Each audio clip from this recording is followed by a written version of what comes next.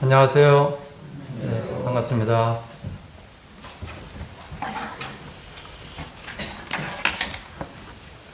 하나님 말씀 요한 1서 2장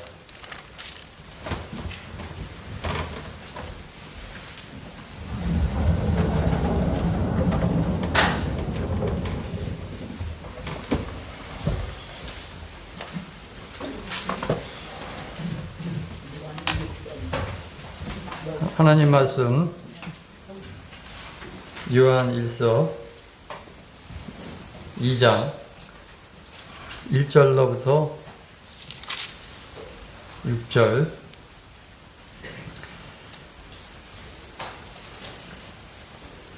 나의 자녀들아, 내가 이것을 너에게 쓰면 너희로 죄를 범하지 않게 하려 함이라.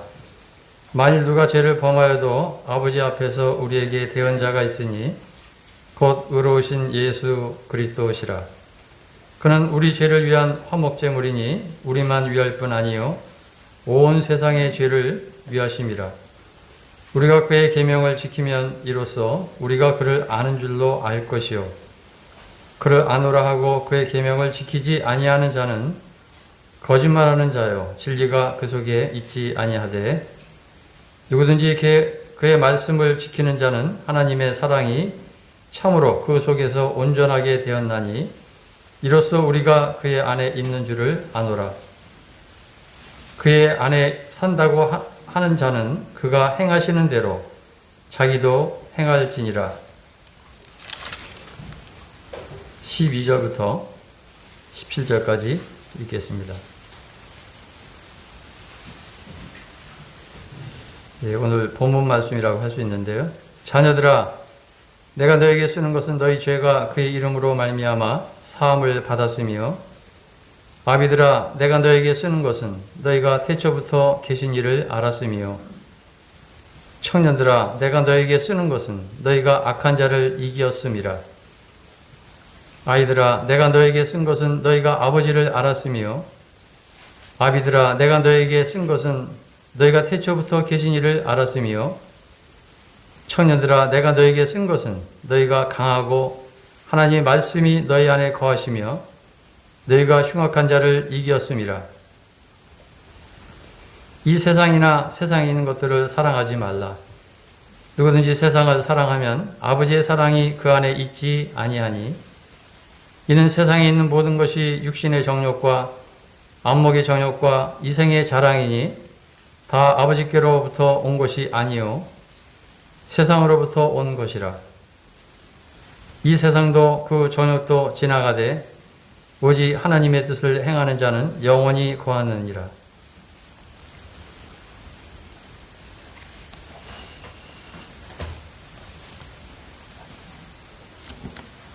지난주에 주님의 은혜 가운데 침례를 저희들이 했습니다. 너희는 가서 모든 족속으로 제자를 삼아 아버지와 아들과 성령의 이름으로 침례를 주고 내가 너에게 분부한 모든 것을 가르쳐 지키게 하라 하시는 말씀에 따라서 저희들이 순종을 했습니다. 오늘 그 침례받은 세 분, 한 분은 이제 국방의 의무를 다하기 위해서 지금 열심히 훈련 중에 있는데, 나머지 두 분이 오늘 이 자리에 참석해서 함께 하나님 앞에 예배를 드렸습니다. 감사를 드립니다. 이 제자가 됐는데, 제자들은 이제 가르침을 받고 또 말씀대로 말씀에 거하면서 지키는 삶을 살아가야 합니다.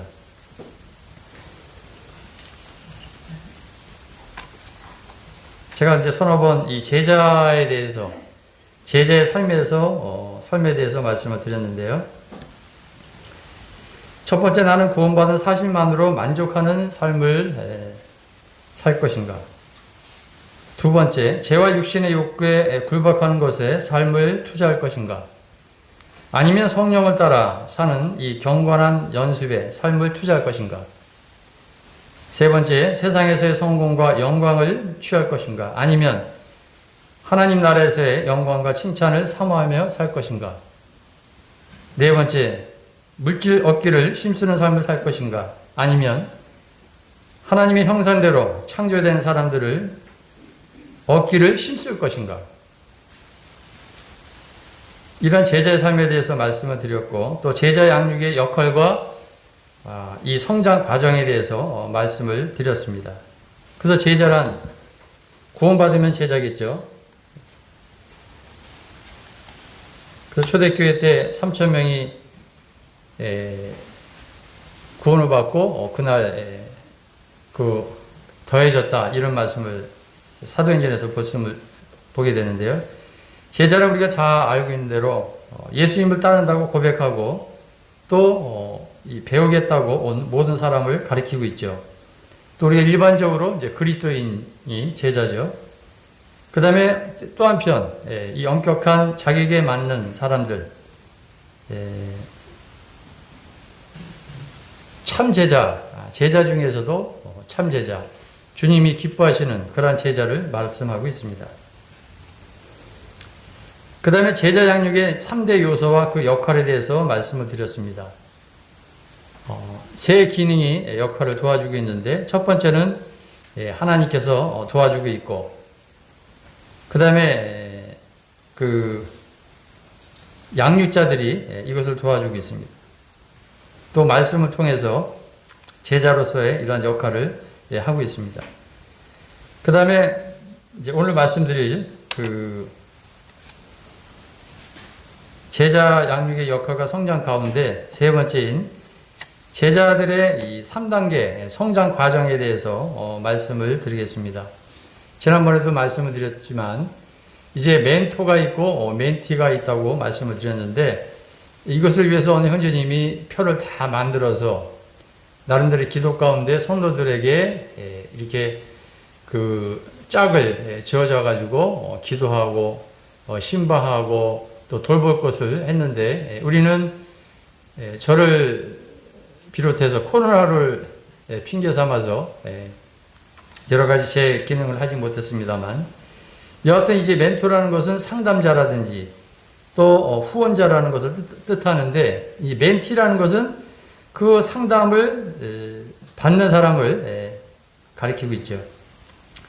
그래서 이 제자들의 3단계 성장 과정 가운데 여기 본문에 읽은 대로 초신자인 아이들의 관계가 있고, 그 다음에 두 번째 승리하는 청년들의 관계가 있고요. 그 다음에 세 번째는 이 성숙의 아비의 관계가 있습니다.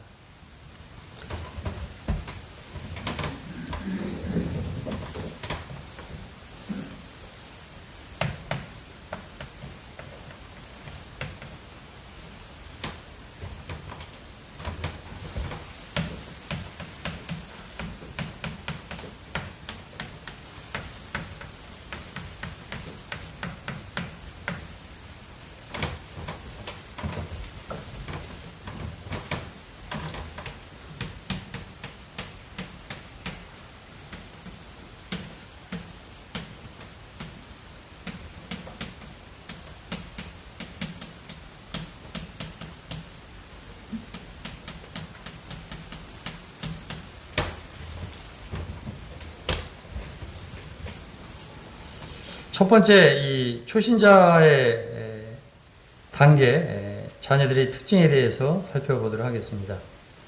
아주 단순한 거고 누구나가 다 알고 있고 누구나가 이런 과정을 거쳐 왔습니다. 거치고 있습니다. 우리는 이제 오늘 말씀을 드리면서 여러분 스스로가 나는 어느 단계에 있는가, 이 세 단계 중에서 스스로 자문해 보시고 답해 보시고 또 도전해 보시고 주님 앞에서 기도하시고 소원을 품으시면 좋겠습니다. 그 2장 12절에 보면 자녀들아 내가 너에게 쓰는 것은 너희 죄가 그의 이름으로 말미암아 사함을 받았다. 죄 사함을 받았다. 이제 거듭났다. 하나님의 자녀가 됐다. 예수님의 이름의 뜻이 그 잘하는 대로 구원자잖아요. 저희 아들을 낳으린 이름은 예수라 하나 이는 그가 자기 백성을 저희 죄에서 구원할 자이십니다. 죄에서 구원을 할 자다. 그러니까 죄에서 우리가 구원을 받았다. 죄사함을 받았다는 거죠. 그 다음에 14절에 보시면 우리 주님을 통해서 하나님을 이제 아버지로 알게 된 그러한 자들입니다. 그래서 하나님의 자녀가 되는 권세를 주셨다. 그래서 14절에 보면 아이들아 내가 너에게 쓴 것은 너희가 아버지를 알았으며 이런 말씀이 있습니다. 같은 말씀 요한일서 4장 16절에 보면 하나님이 우리를 사랑하시는 사랑을 우리가 알고 믿었노니 하나님은 사랑이시라. 그래서 어린아이들이 뭐 갓난아이도 마찬가지지만은 그 아무런 어떤 이론이나 뭐 느낌이나 이런 걸 표현할 수는 없어도 분명히 그들이 아는 것은 그 자기 엄마를 찾게 되고 아무리 좋은 것들을 갖다 주더라도 그 우는 아이를 멈출 수가 없는 것이죠. 그러나 이제 엄마가 나타났을 때 그 아이를 품었을 때 아이가 울음을 멈추는 것을 보게 되는데 여하튼 하나님은 사랑인 것을 알게 되고 사랑 안에 거하는 자는 하나님 안에 거하고 하나님도 그의 안에 거하는 것을 보게 됩니다. 그 다음에 우리가 이제 보통 그 청년 단계를 우리들의 신앙생활 가운데 처음 경험하는 경우가 많은데 일단은 이 어린아이들은 초신자라고 우리가 부르죠. 그래서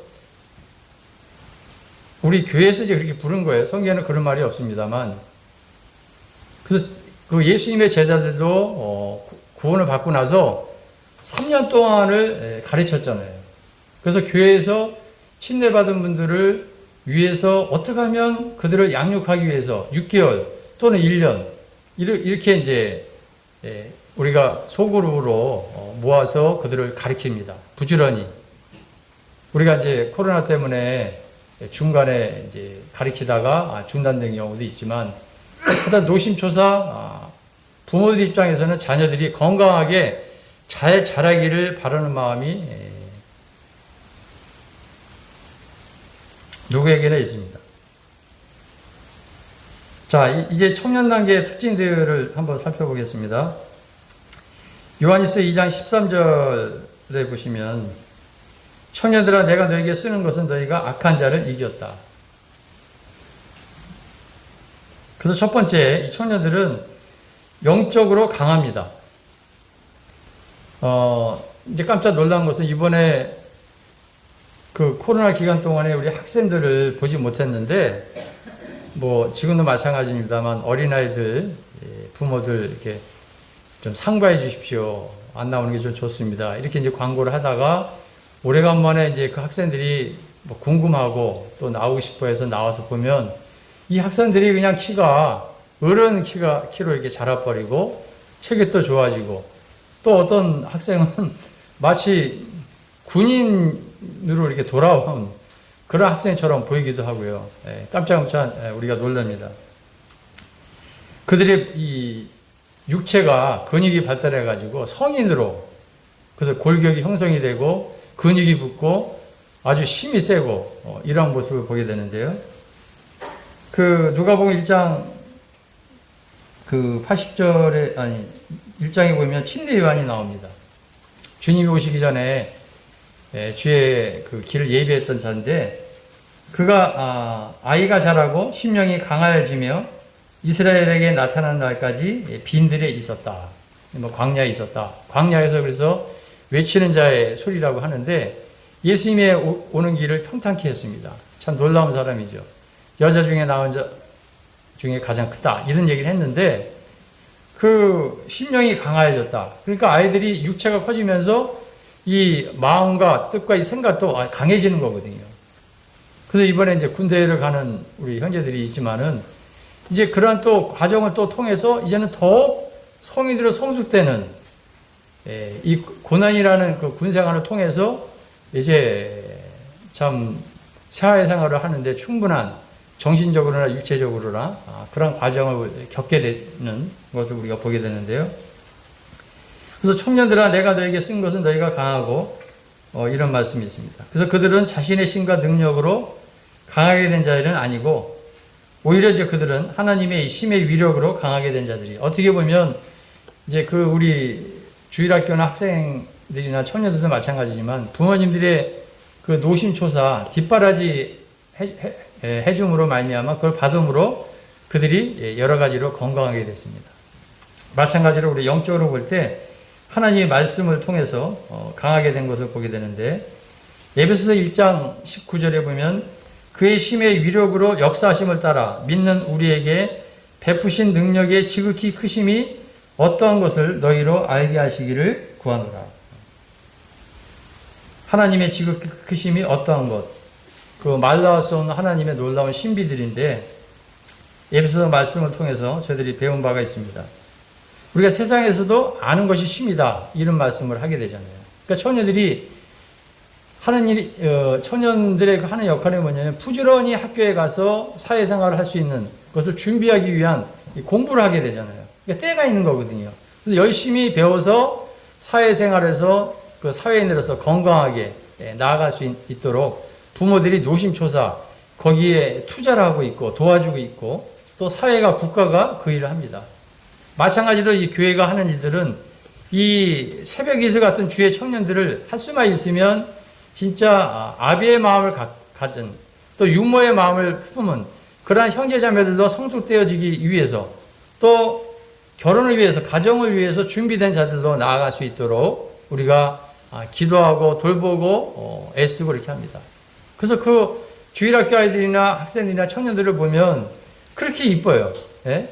그렇게 아름답고 그렇게 귀하고 예쁘고 근데 그들이 이제 뭐 좋지 않은 소식을 듣게 될 때 여기 말씀같이 세상을 사랑하고 모임생활 잘 안 하고 말씀 안 듣고 이런 걸 볼 때는 또 마음이 너무 아파가지고 그런 마음들이 있습니다. 자, 처녀들은 이제 영적으로 강하고 두 번째 그들은 하나님의 말씀에 거하는 자들인 것을 보게 됩니다. 그 14절에 보면 하나님의 말씀이 너희 안에 거했다 이런 말씀이 있습니다. 그러니까 말씀이 항상 이제 그 우리가 뭐 구원받을 때도 막 그런 얘기 하잖아요. 너희가 거듭난 씨가 뭐냐? 어떤 말씀이냐? 오늘도 네가 어떤 말씀으로 큐티를 했느냐? 이제 그런 우리가 말씀을 항상 이야기하고 있잖아요. 요한일서 2장 3절로 5절에 보면 이제 우리가 그의 계명을 지키면 이로써 우리가 그를 아는 줄로 알 것이요 그를 아노라 하고 그의 계명을 지키지 아니하는 자는 거짓말하는 자요 진리가 그 속에 있지 아니하되 누구든지 그의 말씀을 지키는 자는 하나님의 사랑이 참으로 그 속에서 온전하게 되었나니 이로써 우리가 그의 안에 있는 줄을 아노라. 결국 이제 그 학생들은 청년들은 자꾸 이렇게 배우는 거잖아요. 과정 자체가. 그러니까 우리가 주님의 말씀을 통해서 주님을 알아감으로써 주님을 닮아가고 주님 안에서 성숙되어 가는 거거든요. 그래서 결과적으로는 큰 틀에서 보면 이제 이 하나님의 사랑을 깨닫는 거죠. 그것을 이제 이제 이 머리를 귀로 듣는 것에서 이제 마음으로 듣고 실질적으로 삶 가운데서 듣고 또 지혜로서 그걸 깨닫게 되는 그런 과정을 겪게 되는 거거든요. 그 다음에 청년들은 세 번째, 그들은 흉악한 자를 이기는 자들이다. 14절에 보면 너희가 흉악한 자를 이겼다. 흉악한 자는 사탄 마귀잖아요. 세상에 뭐 육신의 정욕, 안목의 정욕, 이생의 자랑 이런 것으로 이제 최초의 하나님의 만드신 그 아담이 넘어갔듯이 우리는 계속 이와 같은 데서 실수하고 넘어가잖아요. 그러니까 청년들은 오직 지금 세상의 문화가 참 그냥 눈만 뜨면 혹하게 만들잖아요. 그냥 잠시 한눈만 팔면 빠져들잖아요. 그래서 그들은 주 예수를 믿음으로 이 사탄의 권세에서 해방되었고, 그래서 이제 구원을 받았을 때, 영원 구원을 받았을 때 죄의 형벌에서 우리가 구원을 받았고, 그 다음에 날마다 우리가 죄의 권세에서 말씀을 통해서 또 자기를 돌아보고 또 자백하고, 그 다음에 궁극적으로 우리가 주님 오실 때 이 죄의 존재로부터 이제 중의 같이 변화되는 이런 과정이 있는데, 결과적으로는 이 말씀을 통해서 이러한 죄의 형벌과 권세와 또 죄의 존재 이런 걸 그들이 경험하면서 그 마음 가운데 자유를 찾는 거거든요. 그래서 진리를 알지니 진리가 너희를 자유케 하리라. 그래서 주님을 의지함으로 사탄을 이기는 자들인 것을 보게 됩니다. 그 다음에 이제 저희들이 누구나 바라는 게 이제 세 번째, 여기 이제 뭐 아버지라고 썼는데 같은 말입니다. 아비 단계의 특징에 대해서 말씀을 드리겠습니다. 그 읽었던 2장 이제 13절 14절에 보면 아비들아 내가 너에게 쓰는 것은 너희가 태초부터 계신 일을 알았으며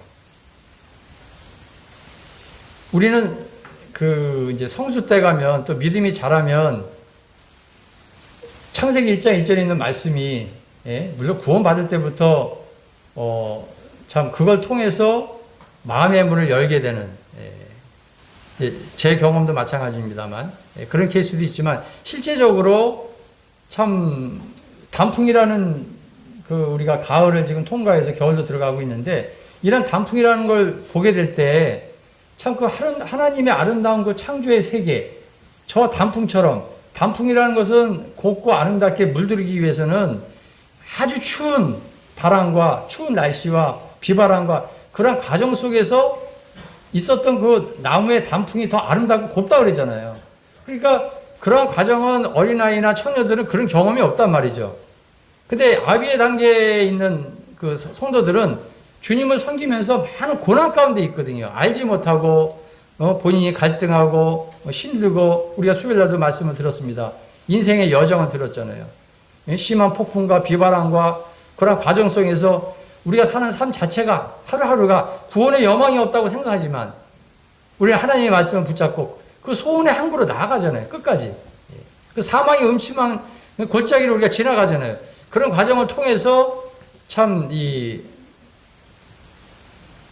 하나님께서 만드신 이 자연 세계가 아까 단풍도 얘기했습니다만 그 하나님의 창조 질서를 볼 때 너무나 아름답고 귀하고 그래서 하나하나 순간순간 우리가 예배 시간에 감사하는 것들도 형제님들이 삶 가운데서 그러한 것들을 통해서 물론 청년들도 감사하고 아이들도 감사하고 아비들도 감사하지만 각각의 하나님께서 주신 믿음을 가지고 실질적으로 거기서 배우고 자기가 체험한 것, 묵상한 것들을 가지고 나와서 주님 앞에 하나님을 찬양하고 아름답게 드려질 때 우리가 같이 아멘하고 같이 찬양하고 주님께 영광을 돌려드리는 그런 아름다운 그러한 삶이 교회 생활이겠죠.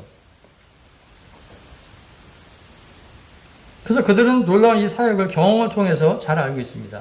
인격적인 이 친교를 통해서 경험을 통해서 알고 있습니다. 우리가 창세기 4장 1절에 보면 이제 그 아담과 하와가 다시 이제 실패했지만은 동침함에 그 이제 아이를 낳는 장면이 나오잖아요.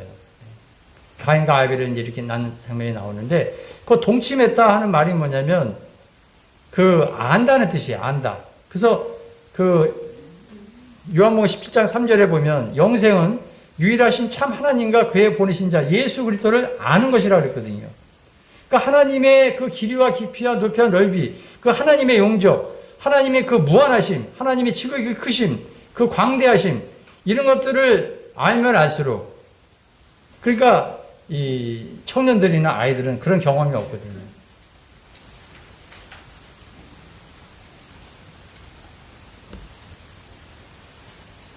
특별히 오늘은 이 요한복음에서 오늘 이제 요한일서를 보고 있습니다만 우리가 믿음을 통해 요한복음을 통해서 믿음으로 하나님의 자녀가 됐습니다. 그리고 요한 1, 2, 3서를 통해서 하나님의 사랑으로 신앙생활을 합니다. 성화되는 삶을 살아가는 거죠. 그 다음에 우리가 요한계시록을 통해서 하늘에 대한 소망을 바라보고 새하늘과 새 땅을 바라보고 나아갑니다. 특별히 요한복음에서 사도 요한이 아비 수준의 성도들의 이 주님을 경험한 것들을 기록하고 있는데 한 6, 7가지가 있습니다. 더 있겠습니다만 요한복음 8장 12절에 보시면 예수께서 또 말씀하여 이르시되 나는 세상의 빛이니 나를 따르는 자는 어둠에 다니지 아니하고 생명의 빛을 얻으리라. 그래서 주님은 그들은 주님이 세상의 빛인 것을 알게 됩니다. 사람 앞이 아닌 주님의 빛 가운데서 살게 됩니다. 창세기 1장에서도 그 어둠 가운데 빛으로 오셨잖아요. 하나님께서 빛이 있으라 하심에 빛이 있었다. 이렇게 이제 말씀하셨는데, 우리를 어둠에서 빛 가운데로 불러주셨습니다. 그 다음에, 요한복음 9장 14절을 보시면, 우리 주님이 이 안식의 주인인 것을 압니다. 예배당 입구에 구도자들이 오면 말씀을 듣고 이렇게 들어올 수 있도록 써놓은 말씀이 있죠. 마태복음 11장 28절. 수고하고 무거운 짐진 자들아 다 내게로 오라. 내가 너희를 뭐라고요? 쉬게 하리라. 그러니까 교회에 와서 평안을 갖고 안식할 수 있도록. 그래서 요한복음 9장 14절에 보면 예수께서 진흙을 이겨 눈을 뜨게 하신 날은 안식일이라. 그 실로암 못에 가서 씻으라. 실로암은 뭐예요? 보냄을 받았다. 예수님을 가리키잖아요. 예수님께 가라 이거예요. 그래서 영적 아비는 주님을 통해서 영혼의 안식을 찾았지만 주님을 섬기는 것을 또 쉬지 않고 계속 심었습니다. 그래서 우리가 시브리서 공부를 했습니다만 시브리서 4장 10절에 보면 이미 그의 안식에 들어간 자는 하나님이 자기 일을 쉬신 것 같이 그도 자기 일을 쉬느니라. 그래서 저 같은 사람한테는 참 이게 잘 안 어울리는 말씀인데, 성숙한 그 그리스도인들은요 뭘 안 해요. 일을 안 해요. 쉽게 얘기하면 마리아 같이 말씀 앞에 이게 앉아가지고 말씀을 통해서 주님을 묵상하고 그 묵상하는 주님 안에서 쉼을 누리거든요. 근데 우리 같이 연약한 사람들은 뭔가를 해야 돼요. 그러니까 자꾸 뭔가를 만들어야 돼. 그래서 진짜 피곤한 게 뭐냐면, 교회는 그냥 말씀 안에서 주님의 말씀을 듣고 고요하고 안정할 때 젖된 아이가 어미 품에 있음 같이 그렇게 돼야 되는데, 그런 것들에 대한 이제 연습이 잘 안 돼 있고 하다 보니까 자꾸 무슨 행사를 만들려고 그래요. 그거 사실 성도들이 지치고 피곤한 거거든요. 물론 이제 때로는 그렇게 해야 할 때도 있겠지만.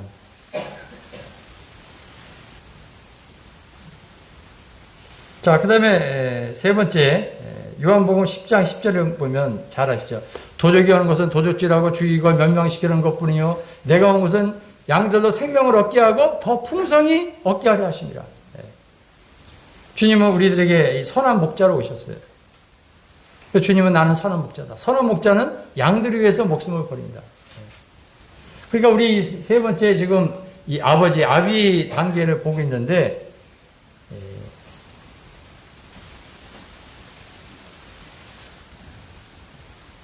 선한 목자는 양들을 위해서 목숨을 버린다 그랬는데, 그래서 아까도 말씀드렸습니다만 시편 23편에 보면 내가 사망의 음침한 골짜기로 다닐지라도 내가 해를 두려워하지 않을 것은 주께서 나와 함께 하십니다. 주의 지팡이와 막대기가 나를 안위하시나이다.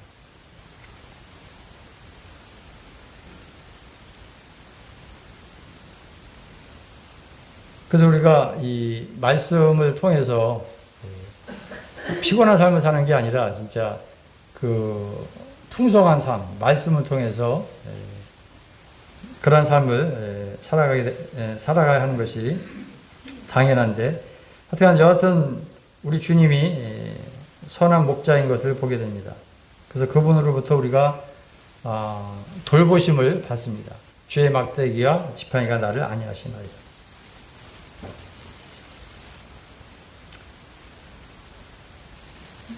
며칠 전에 이스마일지님 신방했을 때 제가 이 시편 23편을 묵상하라고, 이걸 외우라고 이렇게 좀 전했어요.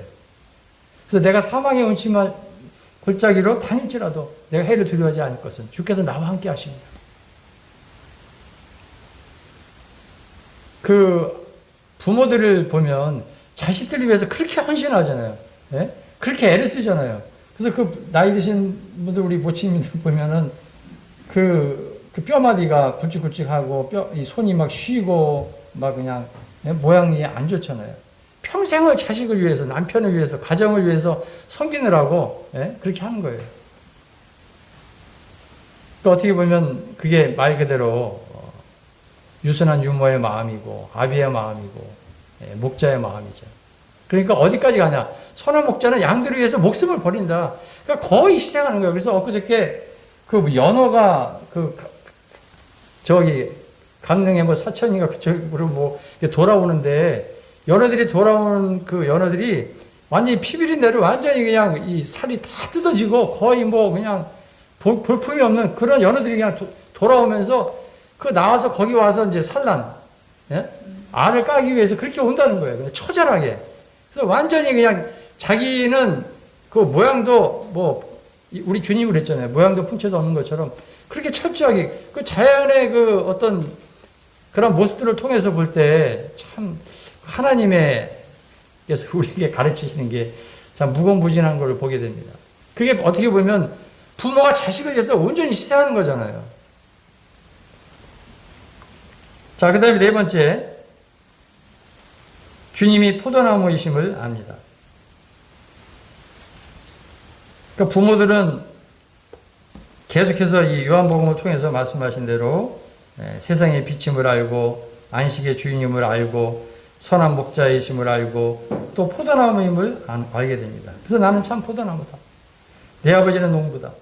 내 안에 거하라. 나도 너희 안에 거하리라. 가지가 포도나무에 붙어있지 아니하면 스스로 열매를 맺을 수 없음 같이 너희도 내 안에 붙어있지 아니하면 그러하리라.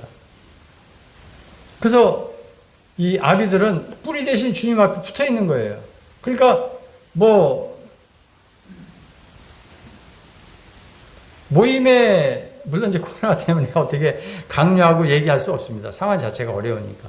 근데 여하튼 간에 비가 오나 눈이 오나 모임에 빠지는 일은 이 아비들은 상상할 수가 없어요. 특별히 우리 모친님들. 그 연세에 참 그 예배당 3층 꼭대기에 왜냐하면 관심이 있으니까 사랑하니까 아비의 마음이니까 그 공사 현장에 있을 때 거기를 그냥 올라오시는 거예요. 그 궁금하고 보고 싶으니까. 그리고 모임을 향해서 기도하시고, 그리고 모임에 빠지지 않는 분들이 우리 모친님들, 자나깨나 참 귀하신 거예요. 그 모임에 빠지는 이는 전에도 제가 얘기했지만 자기 아내가 죽을 때, 또 부모가 돌아갈 때, 본인이 죽을 때 외에는 빠지면 안 된다는 거예요. 특별히 우리 예배 드리는 거. 예배는 목숨 걸고 우리가 지켜야 되거든요. 하나님이 뭘 원하세요? 하나님이 잃어버린 자를 찾으십니다. 첫 번째. 두 번째 뭐예요? 신령과 진정으로 자기에게 예배하는 자를 찾는 거거든요.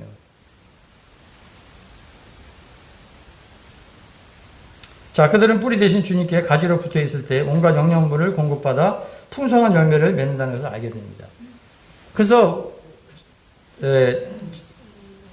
저는 이제 개인적으로 형편없는 그런 사람입니다만 그 가지가 포도나무에 붙어 있으면 열매를 맺게 되는 거예요. 왜?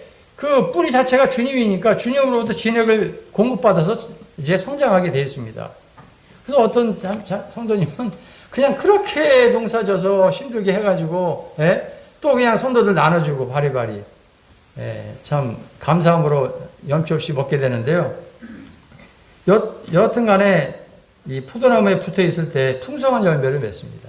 그래서 잘한 대로 갈라디아 5장이니까 거기 보면은 성령의 열매가 나오잖아요. 사랑과 실학과 화평과 오래 참음과 자비와 양성과 충성과 온유와 절제 뭐죠? 이러한 것을 금지할 법이 없다. 그 다음에 우리가 고린도서 13장에 보면 그 15가지니까 그 사랑에 대한 열매가 나오잖아요. 자, 그 다음에 그 다섯 번째, 요한복음에서 나타난 그 아비들이 알고 있는 것은 그 주님이 양들의 목자장이심을 알고 목양을 합니다. 요한복음 21장 15절 17절에 보면 이제 주님이 부활하신 이후에 베드로가 마음이 어려우니까 그 주님을 3번씩이나 부인했잖아요. 그리고 사람들한테 이제 별볼 없이 주님이 이렇게 이제 그 연약하게 죽으시고 또 나타나셔서 물론 평안할지어다 이런 말씀도 하셨지만은 다시 이제 옛 생활로 돌아갔을 때 제자들 7명이랑 같이 합쳐서 7명이겠죠.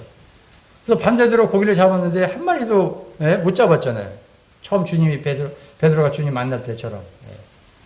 근데 주님이 그때 그걸 아시고 허기진 그들을 위해서 숯불에다가 떡과 그 생선을 구워서 딱 마련해 주셨잖아요.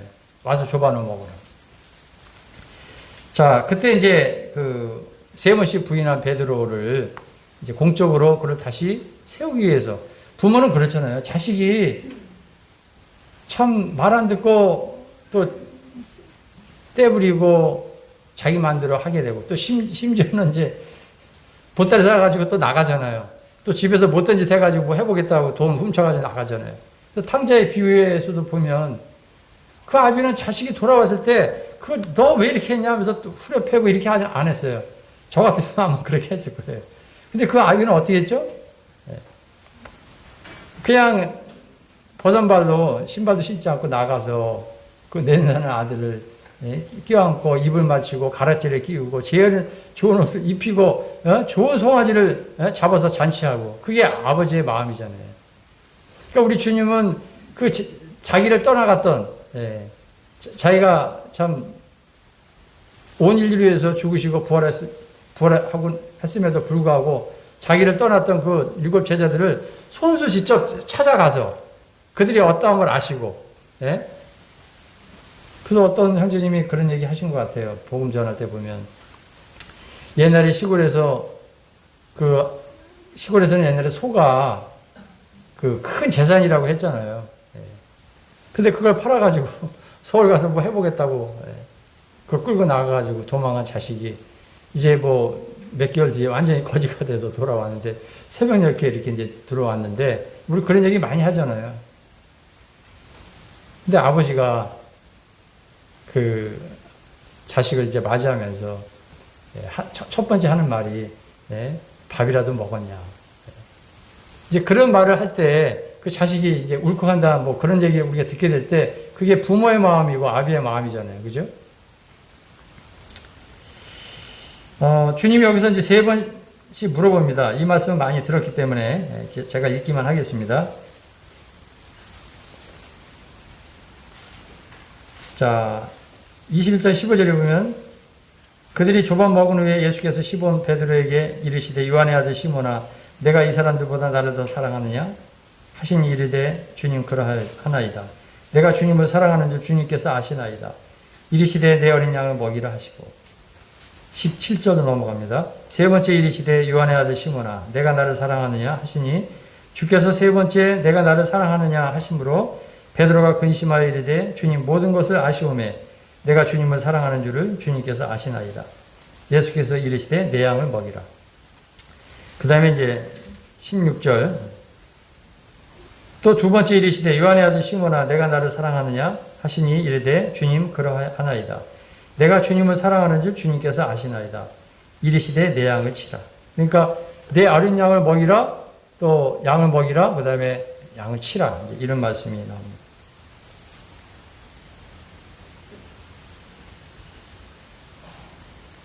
여하튼 이 장면에서 우리 주님은 그 베드로와 또 그 제자들을 위해서 이제 하나씩 일단 배고프잖아요. 허기지잖아요.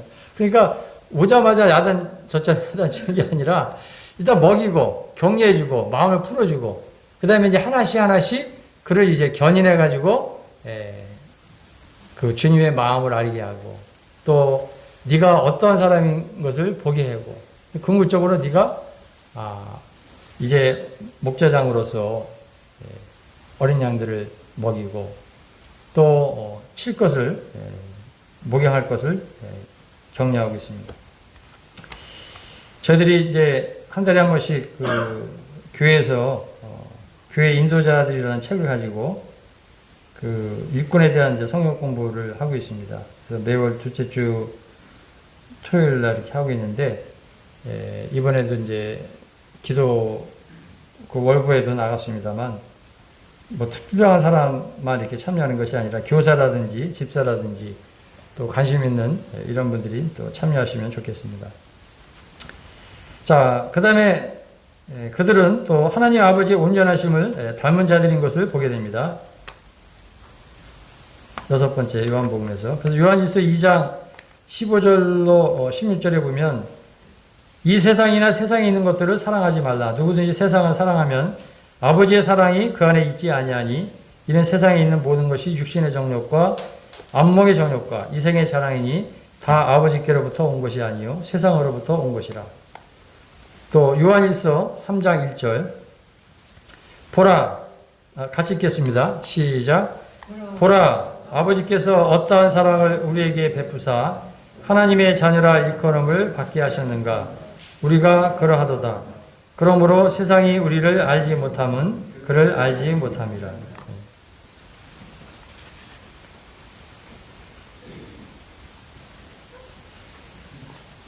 아버지께서 어떠한 사랑을 우리에게 베푸셨나.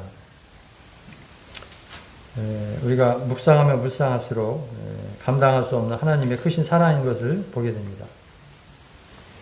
그리고 이 아비 단계는 바로 주님의 이 장성한 분량, 이 완전한 수준에 이르는 것을 의미하고 있습니다. 그래서 마태복음 5장 48절에 보면 하늘에 계신 너희 아버지 온전하신 것 같이 너희도 온전하라. 또 누가복음 6장 36절에 보면 너희 아버지의 자비로우신 것 같이 너희도 자비로운 자가 되라. 어떻게 보면 너희 안에 이 마음을 품으라. 이제 빌립보서에 나오잖아요. 이는 곧 그리스도 예수의 마음이라 한 것처럼 너희 안에 아비의 마음을 품으라는 거죠.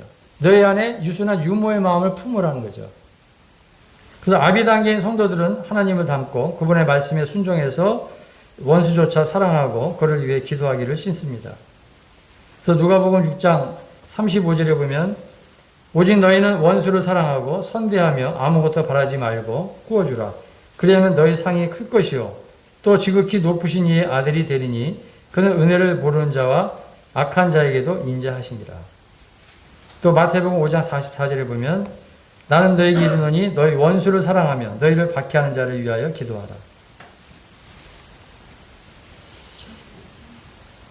이번 주 월요일 날 옆에 공장에 그 큰 차가 이렇게 갔다가 들어갔다가 나오기가 어려우니까 여기서부터 후진해서 들어가야 되거든요. 이렇게 중간에 쭉 들어왔다가 이제 후진하기 위해서 다시 쭉 이제 갔다가 우리 여기 이쪽으로 이제 들어온 거예요. 주차장 쪽으로 들어왔다가 이제 다시 이제 뒤로 해서 이제 나가려고요. 근데 예배당을 치느라고 자꾸 여기다 이제 신경을 많이 이제 썼잖아요. 그러니까 그 예배당에 옆에 공장에 차 주차라고 우리가 이제 화장실도 많이 쓰고 또 도움을 많이 받았잖아요. 공사하는데. 그래서 옆에 회사에다가는 이제 얘기해서 낮에 여기 주차를 해요. 근데도 신경이 쓰여요. 그 차들이 들락날락 차가 여러 종류니까. 근데 옆에 이 차는 이제 큰 차들이 이제 가끔씩 들어와요. 들어오면은 그 세면 이제 바닥 주차하느라고 그 양생을 했잖아요. 원 형제님이 이쁘게 받아 해놨잖아요. 근데 이제 그게 금이 가고 들어오고 하니까 제가 여기 없으면 괜찮은데 있다 보면 그거 보고 소리가 큰 차가 들어오면 소리가 나잖아요. 근데 그날은 제가 이제 그 큰 차가 온 거 딱 보고 이제 나가가지고 저 입구에 딱 이렇게 서 있었어요. 그 자꾸 들어올 것 같아, 후진해서. 들어오지 못하게 하다 서 있는데도 불구하고 저를 보고도 그 차가 이렇게 들어오는 거였어요. 이게. 근데 이거 망가지든 그냥 부셔지든 그냥 모른 체하고 없으면 상관없잖아요. 그래서 제가 있는데도 이제 그거 들어오니까 제 마음 가운데 여러 차들을 이렇게 이제 왔다 갔다 한 거를 참고 그래다가 빨리 이거 뭔가를 이렇게 바르게 되나 펜슬을 쳐야 되는데 그러지도 못하고. 근데 그 운전사한테 제가 뭐라고 그랬어요. 그 운전사한테 제가 그냥 곱빼기로 그냥 욕을 얻어먹었어요. 그러니까 교회가 욕을 먹지. 왜 이렇게 인색하냐고. 그 운전사가 계속 후진하면서 나한테 막 얘기를 하는 거예요. 근데 할 말이 없잖아요. 그러니까 이제 제가 이제 이 말씀을 드린 건 뭐냐면 원수를 사랑하라는데 그분이 무슨 원수예요? 얼마나 인색한지. 그러니까 누구 만났잖아. 예? 저 이제 왜 웃어요? 말 그대로 밴댕이에요, 밴댕이. 예. 신경 쓰지 말아야 되는데. 한편 부끄럽습니다. 주님이 그걸 통해서 저를 부끄럽게 하더라고요. 자, 사도 요한도 동일하게 권면했습니다. 요한일서 4장 7절로 12절. 7절 보겠습니다. 요한일서 4장 7절. 사랑하는 자들아, 우리가 서로 사랑하자. 사랑은 하나님께 속한 것이니 사랑하는 자마다 하나님으로부터 나서 하나님을 알고. 여기 서로 사랑하라고 말씀하고 있습니다. 사랑하는 자마다 하나님으로부터 났고 하나님을 안다. 8절. 사랑하지 아니하는 자는 하나님을 알지 못하나니 이는 하나님은 사랑이심이라. 9절. 하나님의 사랑이 우리에게 이렇게 나타난 바 되었으니 하나님이 자기의 독생자를 세상에 보내심은 그로 말미암아 우리를 살리려 하심이라. 10절. 사랑은 여기 있으니 우리가 하나님을 사랑한 것이 아니요 하나님 우리를 사랑하사 우리 죄를 속하기 위하여 화목제물로 그 아들을 보내셨습니다. 11절. 사랑하는 자들아, 하나님이 이같이 우리를 사랑하였은즉 우리도 서로 사랑하는 것이 마땅하도다. 12절. 어느 때나 하나님을 본 사람이 없으되 만일 우리가 서로 사랑하면 하나님이 우리 안에 거하시고 그의 사랑이 우리 안에 온전히 이루어지느니라. 그래서 아까 말씀드린 대로 그 아비의 단계에 있는 사람들은 하나님 아버지 온전하신 같이 우리가 이제 온전하라고 그랬는데 결과적으로는 모든 것이 이제 사랑으로 귀결되는 것을 보게 되고요. 크게 보면 사랑인 것을 보게 됩니다. 요한일서 3장 13절로 16절에도 동일하게 사랑에 대해서 이렇게 말씀하고 있습니다. 13절, 3장 13절. 형제들아, 세상이 너희를 미워하여도 이상히 여기지 말라. 우리는 형제를 사랑함으로 사망에서 옮겨 생명으로 들어간 줄을 알거니와 사랑하지 아니하는 자는 사망에 머물러 있는지라. 그 형제를 미워하는 자마다 살인하는 자니 살인하는 자마다 영생이 그 속에 거하지 아니하는 것을 너희가 아는 바라. 그러니까 구원을 안 받았다는 것이 아니라 주님과 교제하고 닮는 것에 대해서 이런 것들이 거하지 않는다는 것이죠. 그 다음에 16절. 그가 우리를 위하여 목숨을 버리셨으니 우리가 이로써 사랑을 알고 우리도 형제들을 위하여 목숨을 버린 것이 마땅하니라. 우리가 요한복음 3장 16절은 달달 외우고 있잖아요. 하나님이 세상을 이처럼 사랑하사. 여기 우리 프랭카드도 붙여놨는데 우리 성도들은 이제 이 요한복음 요한일서 3장 16절을 외워라 이렇게 얘기하잖아요. 같이 한번 읽어보겠습니다. 시작. 그가 우리를 위하여 목숨을 버리셨으니 우리가 이로써 사랑을 알고 우리도 형제들을 위하여 목숨을 버리는 것이 마땅하니라. 그래서 이 아버지의 단계가 아비의 단계가 여기까지 이제 나아갈 것을 우리에게 가르치고 있습니다. 오늘 형제님이 이제 오늘도 그런 말씀하셨는데 너희 중에 누구든지 크고자 하는 자는 너희를 섬기는 자가 되고 너희 중에 누구든지 으뜸이 되고자 하는 자는 너희 종이 되어야 하리라. 이제 제자들이 서로 머리 맞대고 이렇게 높아지고자 했잖아요. 누가 크냐? 섬기는 자가 큰 것이죠. 그래서 주님이 이제 그 십자가에 달리시기 전에 제자들의 발을 닦으면서 세 계명을 주셨죠. 세 계명을 너에게 주노니 서로 사랑하라. 내가 너희를 사랑한 것 같이 너희도 서로 사랑하라. 너희가 서로 사랑하면 이로써 모든 사람이 너희가 내 제자인 줄 알리라. 오늘 이제 그 제자에 대해서 그 영적 성장 과정에 대해서 말씀을 드렸는데 이 제자의 특징이라는 것은 이제 서로 우리가 사랑하게 될 때 세상 사람들이 그 안디옥에서 그리스도인이라고 한 것처럼 저들은 그리스도의 제자다. 그렇게 우리가 들을 수가 있는 거예요. 서로 사랑해야 돼요. 그래서 여기 지나가는 사람들이 여기 이스라엘 선수들이 모였을 때 서로 싸우고 막 이렇게 얼굴 불그락하고 삿대질하면 그러고 보면 여기 누가 오겠어요. 근데 성도들이 모였을 때 그냥 서로 사랑하고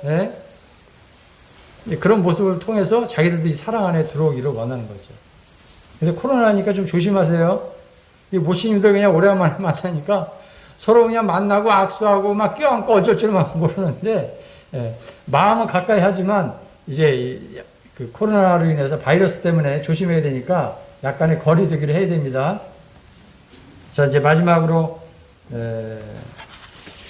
이런 사랑 우리가 나타내기 위해서 때로는 주님을 섬기다 보면 내가 손해도 보고 내가 힘들기도 하고 내가 이제 부끄러움을 당하기도 하고 합니다. 그러나 주님은 아십니다. 그래서 이 아비 단계는 자기의 덕보다는 교회의 덕을 세우고요. 그래서 사도 바울이 그런 얘기했죠. 그러므로 매일 만일 음식이 내 형제를 실족하게 한다면 나는 영원히 고기를 먹지 아니하여 내 형제를 실족하지 않게 하리라. 그러니까 여러 면에 있어서 이제 이 하나님의 질서와 또 덕을 위해서 하나님의 영광을 위해서 우리가 하고 싶어도 절제할 수 있는, 또 서로 양보할 수 있는, 또 자기가 손해보는 이런 모습이 아름다운 모습이라고 생각이 듭니다. 그리고 이제 이 예배당 증축을 통해서 주님이 영광을 받으시고 또 성도들이 애를 많이 쓰셨는데요. 2022년도 이제 표를 우리가 이 제자로서 주님 앞에서 이 아이 단계에서 청년 단계에서 아비 단계로 나아가기 위해서는 계속 우리가 말씀 안에 거해야 되거든요. 특별히 이번에 이제 침례를 받으신 분을 비롯해서 구도자나 또 복음 들을 구도자나 또 초신자나 또 초신자뿐만 아니라 지금 이제 학생 청년들을 위해서 또 다른 외국에서 오시는 청구대 오시는 분들을 위해서 교회가 하나 되기 위해서 여러 가지로 우리가 이 소그룹으로 또 빈 공간에서 이렇게 이제 서로가 이제 말씀을 가르칠 수 있도록 하기 위해서 2022년도 이제 말씀을 우리가 이제 디모데전서 4장 13절로 이렇게 정했습니다. 내가 이를 때까지 있는 것과 권하는 것과 가르치는 것에 전념하라. 그래서 새해에는 이러한 하나님께서 원하시는 그 아비의 단계까지 또 청년 단계까지 나아가기 위해서 이와 같은 것에 우리가 다 같이 힘썼으면 좋겠습니다. 감사합니다.